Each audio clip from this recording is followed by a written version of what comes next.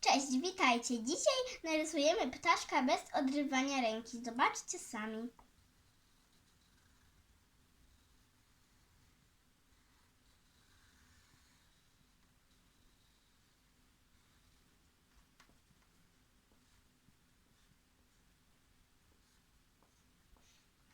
Popatrzcie, tak oto wygląda nasz ptaszek, więc zostawcie łapeczkę i subskrypcję na moim kanale. Do zobaczenia do kolejnego filmu. Pa, pa!